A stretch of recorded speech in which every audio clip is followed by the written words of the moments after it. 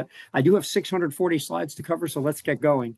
When you try to picture Gettysburg, I don't know what comes to your mind, but if you're trying to picture a place over time, especially in the past, I think one of the things we go by is stories. These are stories told by local people, by soldiers and others. This is a local man who told us some of our best early Gettysburg stories. I might get into this. This is Emanuel Bushman. He lived about a mile or less from the round tops at Gettysburg. Of course, when you're trying to picture a place, I think it's important to look at maps. This is the Batchelder isometric map, which was the first one to really put troops on the ground with elevations and features like the peach orchard and Rose's Woods.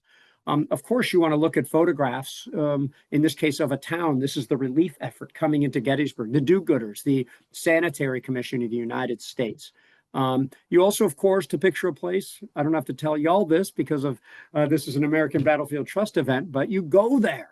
Man, do you go there, and then, despite all the study you've done, you gain new insights and see new things. This photo was from Gettysburg 150.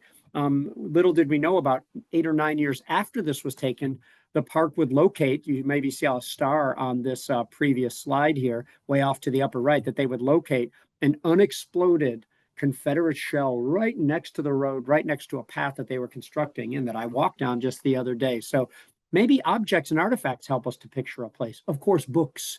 I would imagine that if there are 35 people watching this, that we probably have something upwards of 20,000 Civil War books between us. It might be more than that.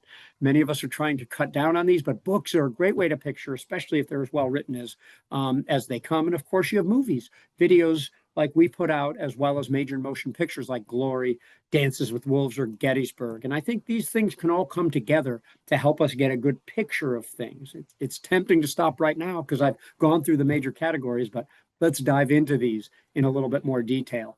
Of course, I think a lot of y'all may have gotten your initial spark through family. And whether or not you did, these stories are passed down from generation to generation. On the left, we have 3 generations of soldiers. On the right, you see younger people with soldiers from conflicts long gone.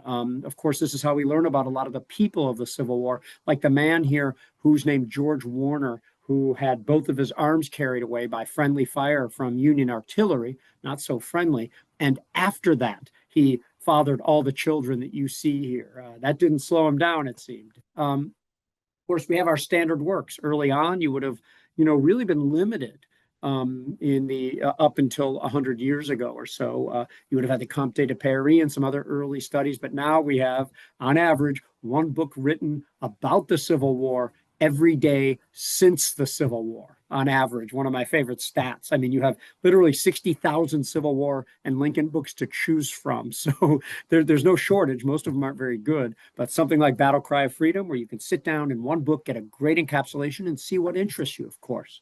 Of course, with these early stories, Emanuel Bushman told a lot of stories about 2 raccoons that charged on somebody for trespassing near the Devil's Den, and the large bear that attacked a Native American on Big Round Top, and the Indian actually shoved his arm down the bear's throat and tore out his entrails. That's a good story. He would tell the story about the 25-foot snake that they could never kill or capture, that would eat little kids for breakfast every day, that they called the devil. And that might be the reason, according to some, that Devil's Den is called that. Of course, this one was not found at Devil's Den, but you do find snake skins at Devil's Den. Here's an 11 or 12 footer that Tim Smith and I actually pulled out of the rocks. You can see snakes at Devil's Den. There's no shortage of them. And 100% of the ones I've ever seen are not poisonous. So don't worry. Most of them are rat snakes or northern black racers.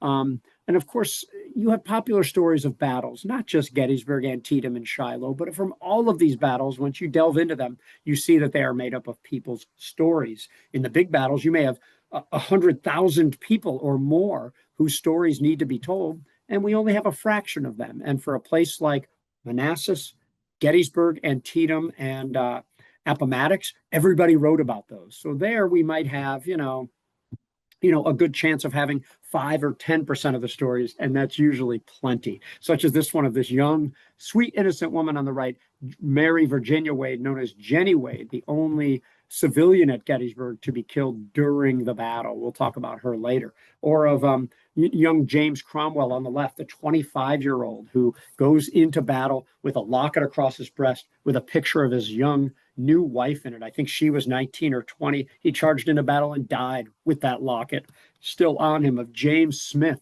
who talked about working his guns at Gettysburg, and who said that when he worked those guns for 40 minutes, every one of those minutes had 60 seconds, and each one of those seconds included a lifetime within. Evander Law, who told all sorts of stories about Gettysburg, but not till much later. He talked about how the rocks and big boulders on the south end of the battlefield increased fourfold the difficulty of the advance. He talked about what he did after John Bell Hood was wounded. And the guy on the right, George Brannard, who took the Texas flag and waved the Long Star flag at the highest point on that part of the battlefield in the full effulgence of glory. I don't use that word very often. Or John Chase, who was with a Maine battery, Stevens Maine battery, and who suffered from a premature explosion. He was hit with 42 pieces of shrapnel and other pieces of metal, left for dead, eventually put into a dead wagon, woke up on the way to his own funeral while they were burying people. They set him aside. Well, you'll probably expire soon. He lived. He got a small pension of something like $15 a month, and then eventually took this photograph, and that became his business card, showing what the war cost him, a different way of waving the bloody shirt. And he became a docent at one of the cycloramas that was touring the country. So interesting the way things work out. And there it looks like he's wearing his special medal, I think, of honor, if I may.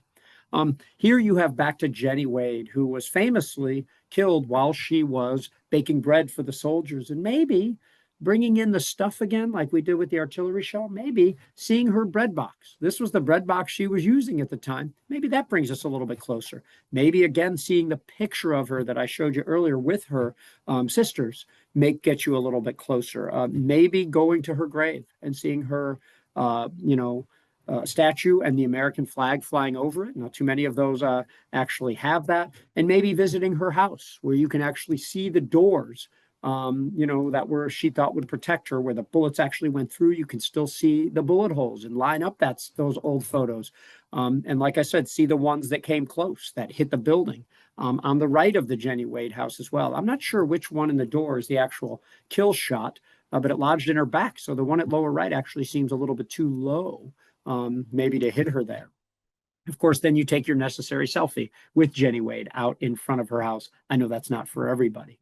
The story of, young Bayard Wilkeson, who was 19 years old, commanding an artillery battery out on Barlow's Knoll at Gettysburg, and his father on the right, who was an eloquent writer, and he worked for a New York newspaper, who came to the battlefield to cover it, learned that his son had been wounded and went to look for him, and then wrote a dispatch. How can I tell the story of a great battle when your mind is transfixed upon something in front of you of transcendental importance?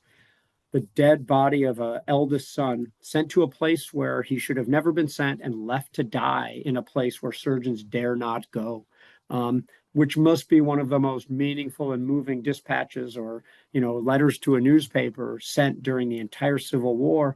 And yet most people who suffered the loss as a family member couldn't write that well, didn't work for a newspaper, making this story, though, sort of representative for what must have happened tens of thousands of times during the Civil War. Or the story of Isaac Nickel, who you have here, who charged into a place called the Triangular Field and was wedged between two rocks as he was desperately wounded. Two of his comrades, New York comrades from Orange County, New York, charged down into the Triangular Field, tried to save him. One was killed, one was wounded. Eventually his Bible was actually found on him by a Confederate who carried it away. And when he was 30 miles from Gettysburg on the way out, he saw the inscription, "Send this to my father if this is found on my body." And the Confederate did it, sent it from Chambersburg to, I think, Goshen, New York, where his father was able to receive the Bible. And Nickel was eventually, moved, like so many Union soldiers at Gettysburg, back home.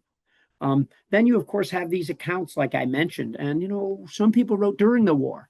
And, of course, we pay a little bit more attention to those that were written during the war. But then you've got some written in the decades after, where we can't help it. We do the same thing. We know what would have happened if Lee would have added another division to Pickett's charge. We know what would have happened if there were 20,000 more Union troops in the wheat field or something like that. At least we think we do. And the soldiers felt the same way, and maybe they have a bigger claim to know these things. And he said Gettysburg might have been, if Little Round Top fell to the Confederates, the greatest disaster of the war. Who knows what would have happened? Defeat would have been almost inevitable. So it's once you have the stories, the maps, the photos, and everything like that, you can start to speculate about an event. Because when something doesn't go well, it's pretty obvious that we think we know the answer. And when something does go well, we think we pretty much known what would have happened had it not gone well. We can't help it. So if you're looking at yourself and feeling bad, don't worry. Everybody else on this feels the same way. Of course, like I said, we not only have maps, but we have like campaign maps. Okay, so we have big maps of the whole U.S. Then we have campaign maps that put the battles into context.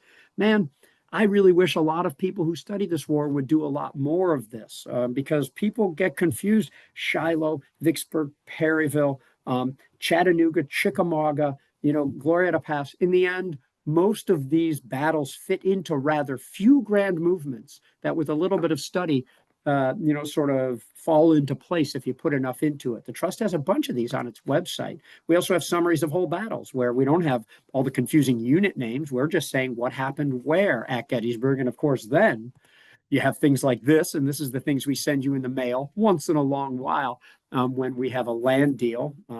Feel free to put into the chat how often you think we send you mail. I know the answer. That's up to you. But I know people who study one battle for their entire lives and they never finish. I know people who study one or two units for their entire lives. That's the good thing about our subject, whether you're into the Revolution, 1812, this or another historical period. You're not likely to really run out because of the body of work that is available to us. Of course, we have a different type of map, not an upper. This is a burial map. This is known as an Elliott map. We only have snippets of these. We only have two of these, one for Gettysburg and one for Antietam, but other people tried to get at this. In this case, every single hash mark that you see there is Confederate grave, and every plus mark you see is a Union grave there. This is one of the earliest maps of Gettysburg. This shows Little Round Top on the right and some of the breastworks around it that were constructed after most of the fighting was over. You see the wheat field at upper left center, and of course the bloodiest woods of the Civil War, probably Rosewoods there on the left. And of course these and the fact that there are boulders at Gettysburg has helped people, namely William A. Frazanito, who was the one to figure out that all of these photos were in fact, of the dead were in fact taken at a few discrete places. It was thought that these were all over the place. The dead of Pickett's Charge, dead at Reynolds Woods, dead at, the 1st Minnesota or the Iron Brigade. And in fact, he started noticing a guy with a bent knee, and you can see him in the upper right, and you can see him in the lower left over here, started appearing in these photos that were supposedly taken at different places. Obviously, they weren't. He set it up in a virtual reality sort of and located them. He had a good amount to work with. There's 103 photos taken that show the human carnage on battlefields of the Civil War. Most of those bodies, but not all, are Confederates because these are Northern photographers. Southern photographers did not visit battlefields in the wake of them. We have very few, if any, examples of that. But the Northern photographers still had chemicals. They didn't have a blockade. So you needed a Northern victory. And by the time the photographers got there, usually all of their own were buried, the Northern dead, because it's a Northern battlefield, and everybody buried their own dead before burying those of the enemy. In any case, Frazanito figured it out. He knew that if he could find a particular rock that appears in the upper right here, that everything else would fall into place. He made a map and said, here are the groups of bodies, here are the tree lines, here are the rocks I'm looking for. And finally, about 28 days before I was born, to the day, he located the split rock, which he only had a drawing of before, because unless you carry a book out with you, you didn't have photocopy machines in the 1960s, and you didn't have a digital camera, so you had to actually take a sketch with you. He found that rock. Everything else fell into place, and then he knew, aha, these are on the Rose Farm. We didn't really know that there was a whole lot of casualties in this field south of the Rose House until he made this discovery. And all of a sudden, there's 54 bodies near the Rose House, 4 wounded for every killed on average. So you can do the math there. There's obviously heavy fighting here, and then we have to deal with who the soldiers might be, and almost all of them will remain unidentified for a long time. If anybody's skeptical, look at the rock on the upper right in both, and then look at this little crack that, if you can see my mouse you're looking at here, you can still see it right there. The ground has changed a little. You can also see these two boulders right over there. So it's a pretty good match, and we can only do that because some of the battle and the photographers operated in the place where there happened to be boulders that was last cleared of its dead. Of course, other photographers arrived, like Matthew Brady, recording beautiful landscapes after the dead were already buried. And we have plenty of these, including this one. Now, that rock above the rail right there that you see there, that's the one on which General Gouverneur Kemble Warren, one of the most famous statues of the Civil War, would be placed about 35 years after the Battle of Gettysburg. You take this one, now known as the Signal Rock, looking out over the field of Pickett's charge. You can not only still see that same rock today, you can see that the Park Service does a nice job maintaining the woodlots in a pretty close state to what they were at the time. I'd love to get rid of some of these trees in the foreground, and then I'd be even happier, but I'm a hard-to-please person when it comes to battlefield restoration. If you look north in the historic photo, we can zoom in and actually see in the middle right how artillery or wagons were busting through the walls and actually using the fields there. Man, this is 2 weeks after the battle. You literally see where Union wagons or cannons, I'm sure they were cannons, were actually going to the front. I've identified some of these individual rocks that are visible. That's the George Weichert farm in the upper right. And of course, back to some of this human carnage, you can go to these places. This, in this case, is the slaughter pen, long thought to be at the foot of Little Round Top. Fresnillo discovered 2 months before I was born that it was, in fact, at the foot of Big Round Top. So you can actually pick a rock here and sort of line it up, and you can sort of see it as well. And there's something about going to these places. I'm not sure exactly how to feel when I go to places like this, but it is moving, to say the least. Where somebody was photographed in death, and ideally, arguably, where they breathed their last. Yeah, I'll just keep moving. And the less known photos that you don't really see in books, such as this one, where a soldier evidently sort of took some logs and tried to make some sort of a shelter where they could take shelter. You see a dead Confederate soldier in the middle right foreground there, and that wall there, one of the walls of the famed triangular field. And man, it's all still there. The wall is lower, but you can still see these individual rocks pretty well to this day. Of course, because most of the Civil War photos were actually taken in 3D, you can go out there with a big 3D board and put it right in the right spot to make it line up with the individual rocks. We really have some good ways, because of the widespread availability of information on the internet and in other sources. We really have an unparalleled time to be able to understand and sympathize with and grasp our battlefields and picture them better than ever before.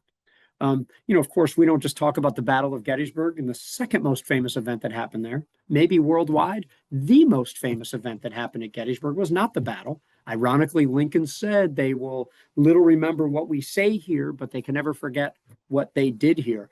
It's precisely the reverse. Most people don't know a thing about the Battle of Gettysburg or anything in detail, but they know every word, or many of them, to the speech that he gave that day. And here's one of the photos looking over that way. Interestingly, you can see Edward Everett's tent right next to the speaker's platform, which is the rise next to it. Edward Everett had some urinary issues, like most people his age did or do today. And he could hold it 2 hours, and his speech was 2 hours. So he needed that tent right there based on the timing. You might maybe also see in the far upper left, East Cemetery Hill. And if you were to zoom in, let's see if we can. Yes, we can. You can actually see some of the artillery emplacements still there from the battle, and people listening to the Gettysburg Address right beyond the gatehouse of Evergreen Cemetery over there. Now, people like zooming into this photo for another reason, and other photos taken at Gettysburg, because they say, aha, that's Abraham Lincoln. Publish my work or buy my photo. I found Abraham Lincoln. He's the guy with the top hat. And then there's like 3 or 4 different Lincolns in here, according to people, some of which get great fanfare in major, newspapers or articles or anything like that. And I'll just say that, it's a little crazy. It's to the point where anybody with a top hat is suddenly Abraham Lincoln. Aha, I found him. Ironically, the only photo that's confirmed of Lincoln at Gettysburg is him not wearing a top hat, and there's about 20 top hat wearers around him. Of course, we can do all sorts of great things with our digital goodies now. Hopefully, some of you have seen that we actually step into historic photos. Trust me, they look better than what you're seeing here, but that's me and a park ranger walking into the one known photo of Lincoln, kind of off to the middle left, while he's standing up from or sitting down from the Gettysburg Address. We suspect the photographer didn't know that the speech was going to be that short. He'd have plenty of time to shoot photos of Abraham Lincoln. Now, let me, take a little side shoot here. I'm going to take a look at the chat. Can I explain my comment about photos taken in 3D? Absolutely. And I'm glad. Thank you for asking.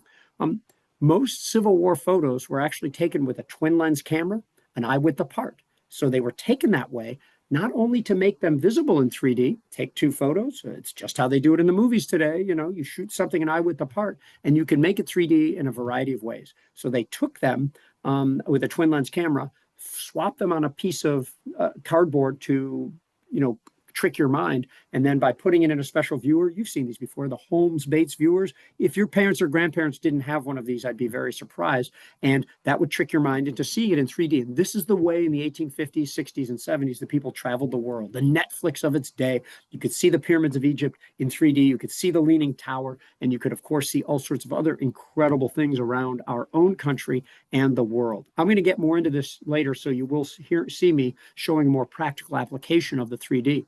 All we do in modern times, instead of separating them and using a viewer, is we make one red and one cyan or blue, and then use red blue glasses to separate the images. You can't do that for real unless you had two pictures, different pictures taken an eye width apart.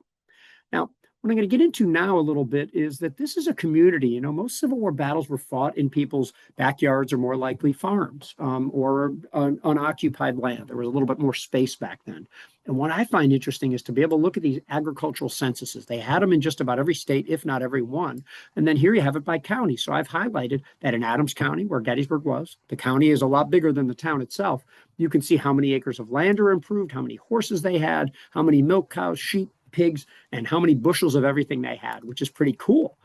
Usually you can find these online for most of these states.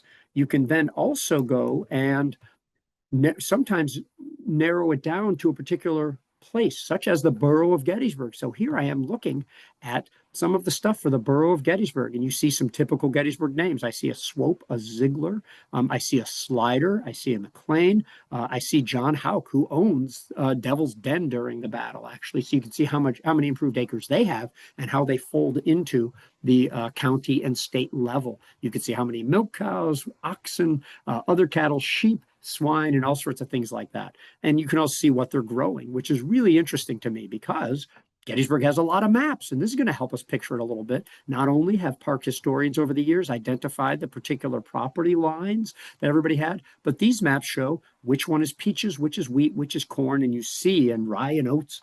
I think there's one for Timothy too. And you can see, based on the legend there, what was growing there. But let's go a little further.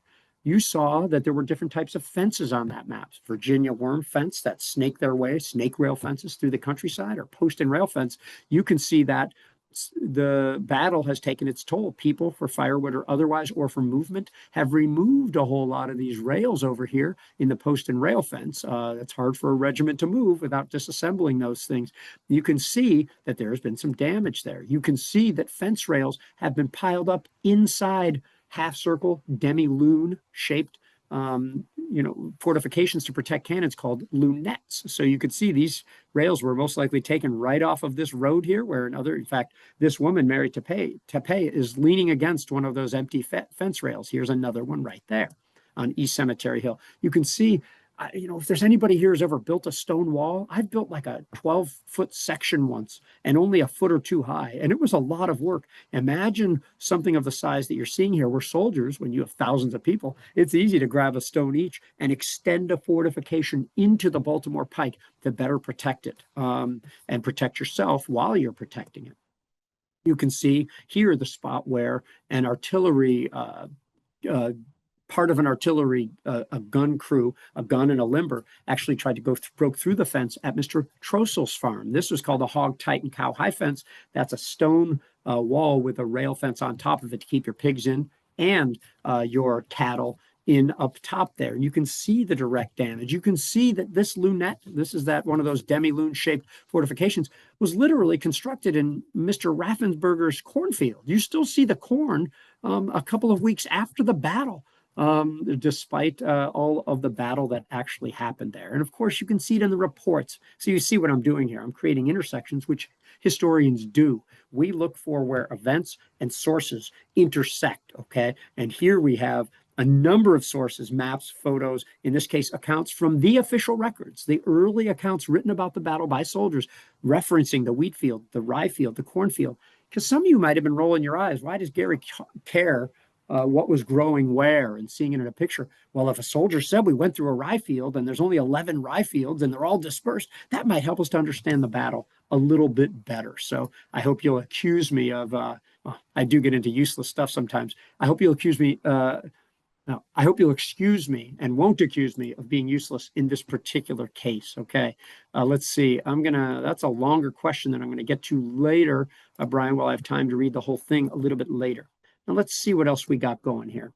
When you look at the photos, you can see more of this agricultural stuff. This is the Sheed's house along the Chambersburg Pike at Gettysburg. You can see an orchard. You can see some of the crops growing here. And in the cases where I've taken the agricultural censuses for the borough and compared them to the photos, they fit, they work out. So you can see them making a whole lot of use of this limited property, with the town of Gettysburg actually behind the Sheets house. This was actually taken from land that you helped us to preserve from the Dustman house, which is right next to Lee's headquarters and is where the, it might have been from the barn, but it's where the Appalachian Brewing Company used to sit at Lee's headquarters. And of course, it's not just crops, but we have farmers putting great emphasis upon their woodlots, of course. So when you have a woodlot and you're grazing cattle in there, you want it in good shape. You want to be able to cut up the wood that falls, and you don't want it all poisoned. And of course, the trees on Culp's Hill famously got pockmarked, as you can see right here. Eventually, they would put up signs around the battlefield after the Battlefield Memorial Association started buying up land around the battlefield. Gettysburg is the first battlefield to be preserved as a Civil War park within 2 weeks of the battle. Local citizens started to realize that maybe we need to preserve some of these places. East Cemetery Hill, Little Round Top, and Culp's Hill. And on Culp's Hill, they were interested in these trees and the fortifications that had been built by the soldiers. If you zoom in on this particular photo or one of the photos, I swear you can see the base of an artillery shell sticking right out of that hole in the middle. And in other things, I think you can see some of the ordnance. Eventually, this whole area became a cleared field with only one tree left standing. Scores of trees fell as a result of the battle damage, probably lead poisoning or something. I don't know what to call it, but that's what it is. Zooming back out, you can see where the Brady assistant, whom we call Shaggy, is actually sitting right in front of this large boulder, now known as the Forbes Rock, on Culp's Hill. And of course, we can do this around the battlefield. I've been looking for this rock for more than 30 years. This is a boulder jutting into Willoughby's Run, next to which, of course, you have helped us to preserve a whole bunch of land. We just announced it earlier this month that we have been successful in our fundraising. And this is the Country Club tract that we've been able to save, I believe 14 or 11 acres. I'm spitting out a lot of info, so excuse me right now. Chris is judging me for not knowing which one it was. In any case, I've been looking for this rock for a while. You know, water courses change, rocks get blown up for bridge abutments, but more often than not, the rocks are still there. And it's helpful to know that there are two other photos, one in the foreground and one from a different angle, that show the same rock. So, man, if there's a big rock around there, we should be able to determine from the individual cracks on it or the look of it, whether it's the same rock. And without success, either it's gone or it's buried, at least for now. But wouldn't it be great to get a good view of, in this case, since it's looking across both sides of the creek, there's a really good chance that we have saved some of the land that we actually see in this 1867 series. And of course, we have the most famous mystery of them all, and one of the most famous sets of photos of the Civil War. This is known as the Harvest of Death. Nobody knows where it was taken, but that hasn't stopped about 75 people from advancing theories. Most of those 75 have visited Gettysburg for the first time, said, oh my God, this is it. And what you come to find is that land tends to go up and then down in a similar fashion. So without any boulders, it's really hard to identify this photo. You would think it would be easier because these same bodies were recorded from another direction. So, okay, now we have even more terrain. Nobody, in my opinion, has come up with a convincing match yet. Maybe the way that we're going to figure it out is by finding wider and wider images of these photos. Somehow the photos can be wider than the negatives because some of the negatives have been cut. I'm going to get into this a little bit more later. So you can actually find a print that shows more. What if that showed a well-known farm and suddenly we would know exactly where it was and solve Civil War photography's greatest mystery? But people continue to spend, and I have spent more than 3 decades looking for this, advancing some theories of my own, all of which I think are wrong. Of course, we have beautiful landscape shots. This is a Matthew Brady shot. Matthew Brady and his distinctive corncob hat can be seen in the middle lower right here. But this is looking from Little Round Top directly westward past Houck's Ridge. The wheat field is invisible behind the trees. The first photo of Devil's Dens, large rocks, are actually taken right here on the left. And that's the view of the Confederate attack from Seminary or Warfield's Ridge. Like I said, not only do you see Brady in the foreground here, but you can actually see some cows here. I'm circling one here if you can see my cursor, and another. We might know whose cows they actually are. Maybe I think Mr. Rogers or Klingel lost his cows and they were recovered in this place, the Valley of Death. In any case, one particular soldier named Henry Hunt, you may have heard of him. He's a Yankee, so let's do that.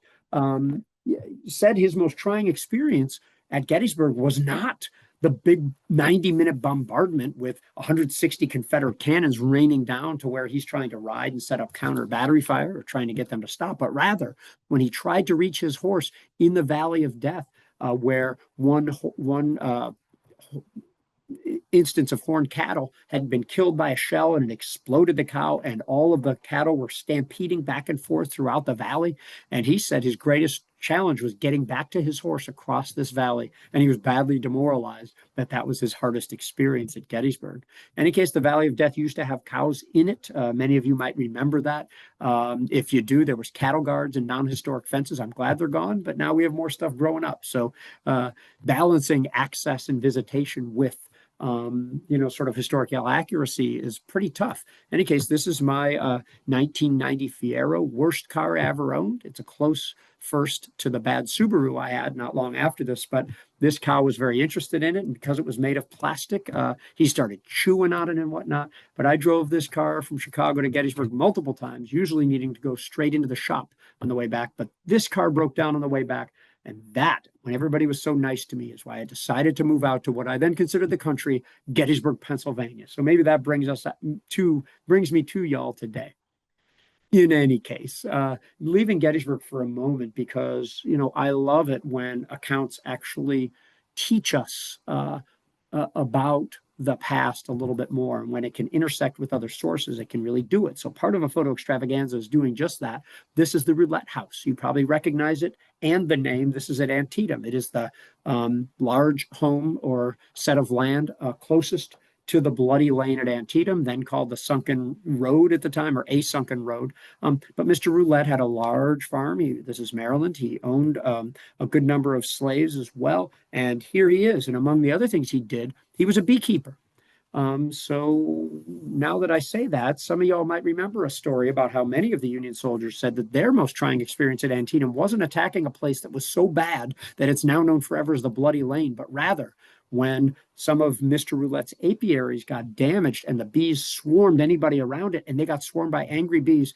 First of all, if you think Civil War soldiers are crazy, you're smarter than them. Maybe this will bring them closer to you. Nobody likes to be swarmed by angry bees. And here's what I like the best. When you zoom in on the photo, you can actually see some of Mr. Roulette's apiaries, and you can see that they have been damaged. William Frazanito discovered this long ago, and this is just perfect when the accounts come out of a battle, and then a photo that we can zoom into, that the soldiers who wrote it had no thought that we'd be able to zoom in this tight. I'll talk about that more as well. That we can actually confirm a story and see visual evidence of it. Yeah, that's when it brings it home for me. Of course, we have not just cows or bees, but 19th century social media was way ahead of today's social media. You've got dogs in pictures, shaggy ones with funny hats. You've got mascots such as roosters and There's a famous colonel from Ohio that used to cackle, or whatever it's called, call like a rooster while he went into battle. You've got dogs that would perform great deeds that would either hate rebels, Yankees, or women, depending on which dog it was. You see little cats. So the internet has nothing on them. These guys were making cat photos long ago. If they could have made the videos, they certainly would have. Here you've got a dog on a limber chest, right, standing up there. That sounds like social media gold right there. Of course, the most famous mascot of the Civil War has to be Old Abe, the war eagle, flying over the 8th Wisconsin during the battle, forming the basis of a famous patch that you see on military uniforms as well. So Old Abe has to be the most famous. And wherever there's animals, here you see Ambrose Burnside looking pretty cool and pretty trim here. And then you see him sitting with Matthew Brady on a sack of oats over there. And then in the foreground of him, yep, you got it, Civil War dung. Wow, actual Civil War dung. This is pretty common, but imagine what Civil War battlefields would have smelled like. And to this day, watch out, trust folk who come on our events. I've long wanted to take like a pot roast and let this thing sit outside until it gets nice and gamey and stage it at a place where I know I'm taking a group. So maybe in some small way, we could get that extra sensory experience of what a battlefield, even just one small hunk of meat, what that might help us learn about the horror of a battlefield, because apparently you could smell battlefields from miles away, and I don't question that at all. As for, food that doesn't go bad, there's hardtack. Yes, if somebody ever opens up their collections and say I have Civil War hardtack, I would love to take a bite and risk what it might do to my system or my teeth. Let me see what kind of questions are coming in, because I'm seeing a little bit more here. What's the next step in Gettysburg photography with the advent of modern technology and research techniques? Are there still mysteries to be solved? Do we think there's missing photos yet to be discovered? Do we accept who was there immediately taking photos? Pleased to meet Garry in Gettysburg last October. Oh, shucks, I don't want to get into all that. So let me just say that there are Civil War photography discoveries being made literally every week or every month for the last 30 years. The Center for Civil War Photography publishes something that is the first time it's ever been on the printed page in every issue quarterly or 3 times a year, for the last 20 years. It's something we've always done. So if you consider that new, a photo that hasn't been printed before, yes, discoveries are happening all the time. Another type of discovery is when something comes up that we thought it was a different person or place. So you learn more about it. So it's a discovery, because until you know when and where and of whom a photo was taken, you really don't have all the information. I'm going to show you a Gettysburg photo that I'll bet most of y'all haven't seen, that I had never seen, that the world had never seen until just about a year and a half ago. So the answer is yes. As for what's next, you can't escape doing the hard work of connecting photos and learning about battlefields so you can identify these places, and then everything really takes off. Once you know when and where a photo was taken, man, you can really turn that from something that can illustrate a book and take it out of the fine arts field and move it into a true primary historical document. And that's the work of William Frazanito that he really started. Let me move on a little bit. Garry, what are your thoughts on Chris Oakley's 3D technology photography work on IDing the location of Lincoln's Gettysburg Address? Let me get into this. So I'm friends with Christopher Oakley. He used to work for Disney. He works for, I believe, NC State, or no, UNC Asheville, I believe it is. He's very capable at what he does. But like a lot of historians, and I've said this to him before, Oakley does 2 things. One, he created a digital environment whereby he took the photos of the Gettysburg Address and triangulated them, and I think some of this work is really good, and came up with 2 things. One, that the shape of the platform might not have been a rectangle. It might have been trapezoidal. And I think his work is really solid on that. It seems the work seems to say that that's what this is. However, when making his triangulation software, he made a couple of assumptions. One of those assumptions is, we know that one of them was taken from a house owned by a guy named Dutterer. And he assumes it might have been on the 2nd floor, but we don't know what the house is exactly. So where was the 2nd floor window? He makes other similar assumptions. And when you make those assumptions and you use those assumptions to create a model, and then you make conclusions based on that model, you have to disclose your assumptions, which he is not anxious to do. And that has led him to say that part of the platform was in the National Cemetery, not in Evergreen Cemetery next to it. And he thinks that Lincoln might have been right on the line between the two and have at least 1 foot in that cemetery. I'm not sure that this matters. We know where the platform was. If it shifts a little bit, it might be sort of a who cares thing, but I'm sort of troubled by the certainty with which he and many other historians proclaim things. People do this with great frequency. There's been some stuff in Gettysburg Magazine recently where the historians set up false choices. Okay, well, these three things are the most likely options. And then they discount those two and say, well, the one that's left must be right. What? I'm going to get into this a little bit more later as well. Some have claimed that Civil War photos, those who perished, were staged. Is there any evidence to dispute this claim? Not entirely. We know of one soldier, I'll talk about him later, that was definitely moved by photographers. So we got that. People unfortunately take that to mean that every photo of dead people was moved by photographers, which is, we only have evidence of one, and people then figure they're dragging bodies all over the place. I wish I could get rid of this myth, but depends what you count staging. If putting a prop rifle in there, then yeah, a lot of photos of dead were staged. If, moving people around is staging a photo, then yeah, a lot of photos were staged, but we only know of one body that was moved by photographers. Let's see, I think I'm all caught up, so let me continue where I was. And thanks for this weird format. That gives me a little break to speak at a slightly slower pace. So let me get into this. We have all these portraits, and when you start zooming into them, of course, you're looking at some Illinois boys here.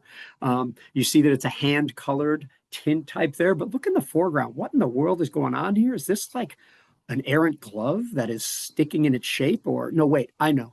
It's definitely cousin It, I would say, of course, on a roller skate. And when you see me doing that, maybe you're thinking, oh my God, Gary's cheapening things a little bit. Civil War soldiers did it too. And there's nothing new under the sun. And when the telegraph came out, people were saying, oh my God, it's the death of the written word. People won't know how to spell anymore. They won't know how to use words anymore. And every single generation thinks the next one is going to absolutely destroy the world. And you know this, you remember this, and yet you're falling for it as well. And here we were about 15 years ago that texting is going to kill the English language and kids won't know how to do it anymore.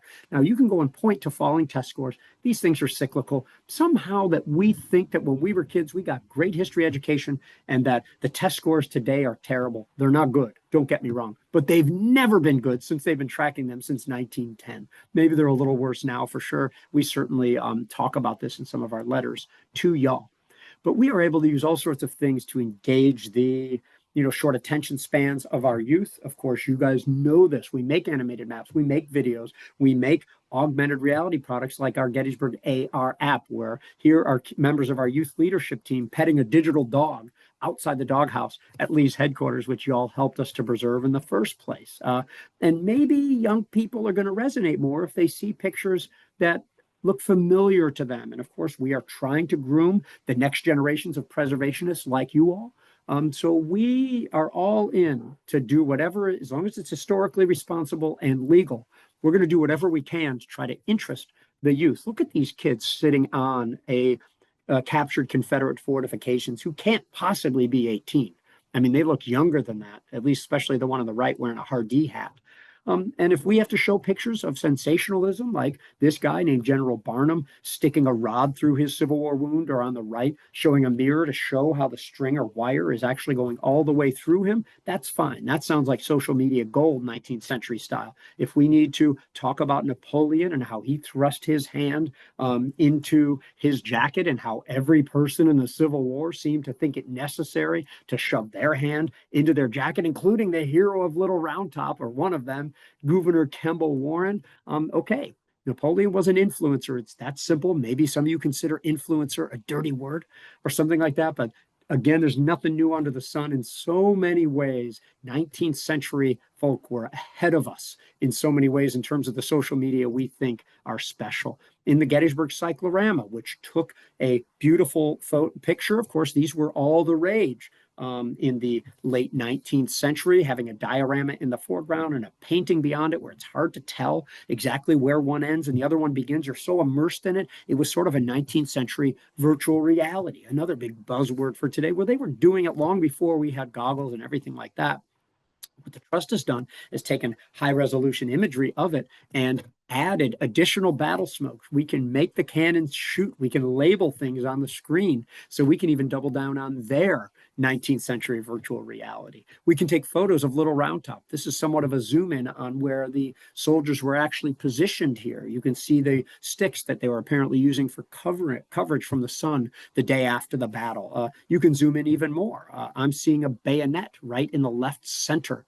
Right here, you can even see its socket right over there. I'm seeing a cartridge box right over here. It looks like a cloth, and I'm seeing some of the other things that the soldiers would add. There's the cartridge box right over here on the right. So we can actually zoom into these photos. Okay, how can we do this? So first of all, to answer one of the earlier questions, here you have a photographer's rig. They went out in the field with difficult and sensitive chemicals and glass plates. This is what they made them on. Some photographers use tin types. They were actually thin sheets of iron that they would actually use, to make portraits usually. But for the documentary photos we see of battlefields, of which there are about 10,000, by the way, all the Civil War photos you've seen outside studios on battlefields or in cities during the Civil War, there's about 10,000 of them, okay? And, no place has more than 1,000. So there's some heavily photographed places, mostly in the East, and some places that weren't photographed for decades after the Civil War. In any case, they live next to these wagons. What is it wagon? What's it wagon? And a mobile developing box is on the back of the wagon. The photographer would have all the equipment they needed for a several-day trip. And here he is holding in his right hand, this photographer, a sensitive 4x10-inch glass plate, okay? It's 4 by 10 inches wide because it needs to make 2 photos. 75 or 80% of all Civil War photos were taken in this stereoscopic or 3D manner. Okay, so you see it there, that glass plate. You take it to the camera, do everything you need to do, make the plate and the sticky sheet on top of it, called collodion, light sensitive, put it in a life-proof box, run it out to the camera, expose it, get it back to your darkroom, and you end up with this, a wet plate negative. Okay, it's wet because it has to be wet for it to work at the time.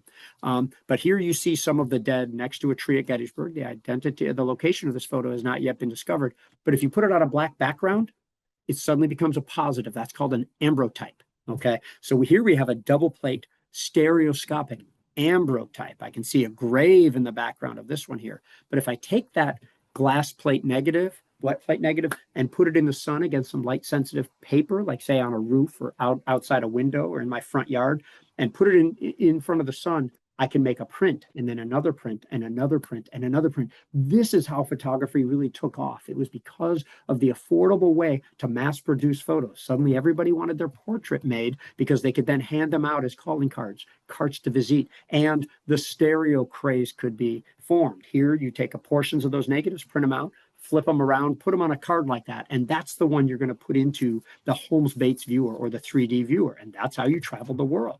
Now, all those glass plates ended up in various storehouses. This is Matthew Brady's nephew's storehouse. Each one of these little sleeves that you see inside these crates contained a portrait or a battlefield photograph that would be practically priceless, at least to people like me.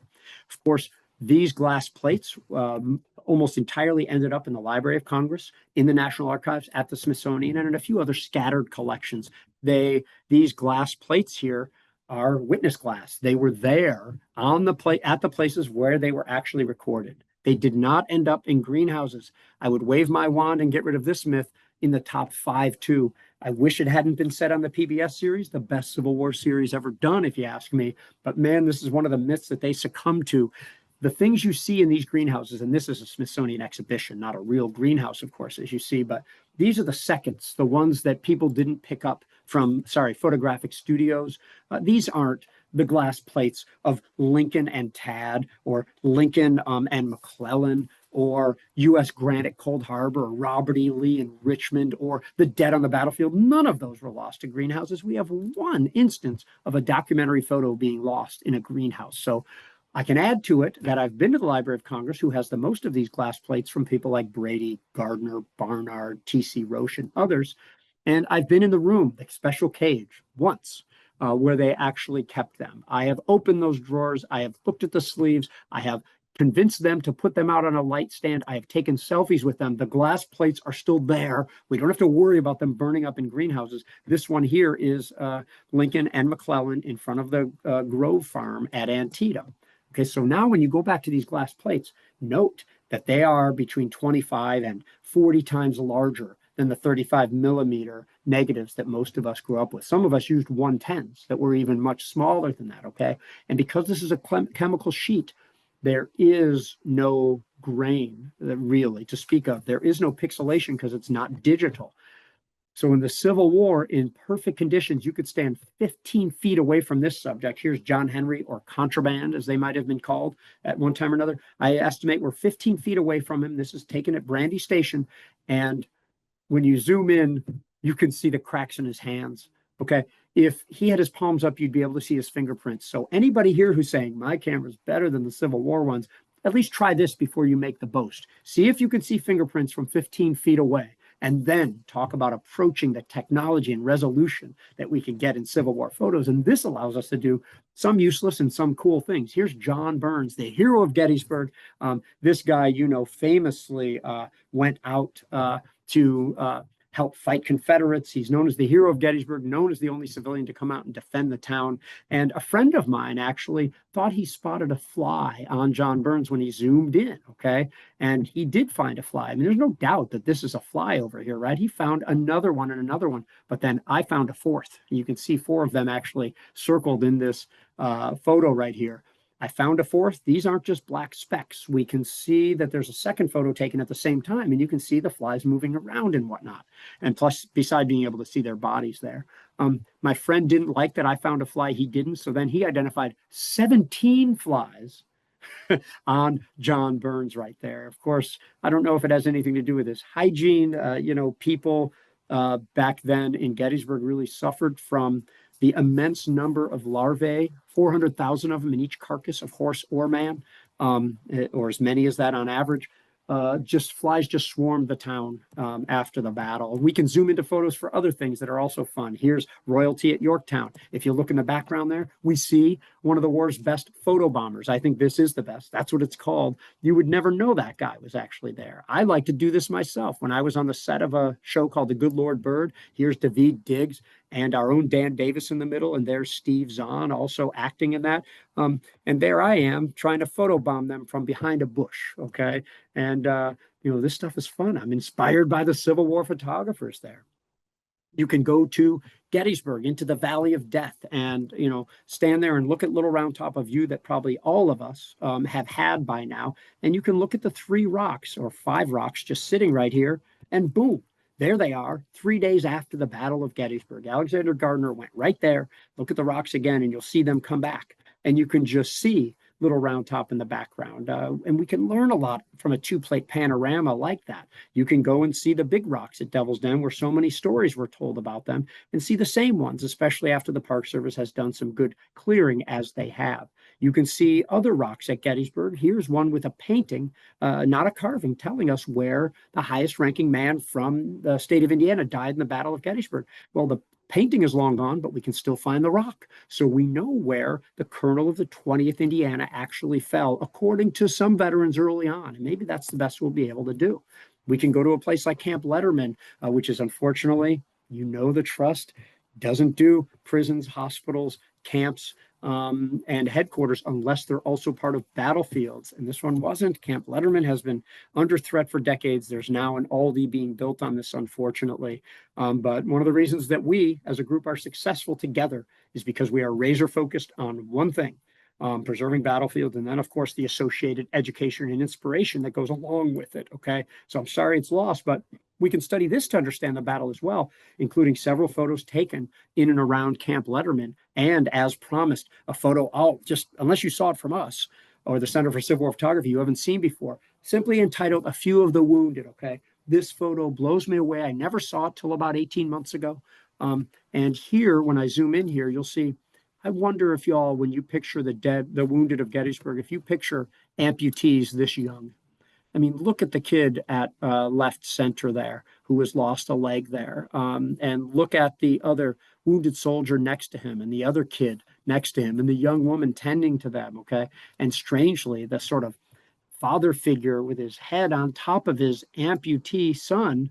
And, if it's his dad, I don't know if it is, but why is his hand on the head? Maybe he can't stand that well. It doesn't answer all the questions, but the fact that the kid who lost a leg can't be out of high school by our equivalency here based on the way he looks there. And it sort of flipped on his edge when I now talk on a tour about somebody losing a leg. I think about this kid now. Not that the average age was this young. Most people killed and wounded in the Civil War were in their 20s, but there are some young examples. And here's an example of a photo we didn't know existed and that none of us who study this stuff had ever seen, to answer part of that question earlier.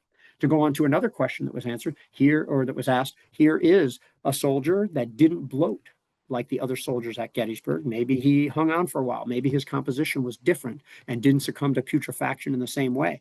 But he looked so different that Alexander Gardner recorded 4 photos of him in this location from here. Here's another one with the same rock today that William Frazanito located in the 1960s. And in a flash of creative excitement, the photographer dragged the bodies on a blanket. You can see the blanket under him in some of the versions, and took 2 more pictures of him here and recorded what has to be one of the most famous photographs of the entire Civil War. Now, when I first went in 1988, Gettysburg 125, sounds weird to say now. It was all wooded around there. It wasn't an open place. It wasn't clear what was where, even though I knew roughly what was where from all the reading and virtual reality I had done in my head already. So I was there and I pulled out my journal because I was kind of lost in Devil's Den. And I said, somewhere in Devil's Den, whoa, I just saw the dead sharpshooter position. I'm trembling. I can't breathe right. My heart is pounding quickly and my mouth is dry. This is amazing. This is what it's like for me to be at Gettysburg to this day. I thought eventually it would wear off. It hasn't. In any case, I wrote that down and looked back up. I looked down to write it. I didn't dare look again. And then I looked back up to see it again. And I knew what I was going to do. And this isn't for everybody, but even though I knew he was dragged there, I wanted to experience something close to this. And this is me on my first trip to Gettysburg. Like I said, this isn't for everybody. People interact with battlefields in so many different ways. I don't need to tell you this. There are people who go light, people who go heavy, people who recreate and birdwatch, and other people who just want to understand certain movements or what the battlefield looked like or the civilian experience. This is how I got closer to it. And to me, as long as it's legal, there is no real code of conduct on battlefields. There are some things that are clearly disrespectful or illegal, but that's how I interacted at that time. And I'm glad to see all those trees in the background are now gone.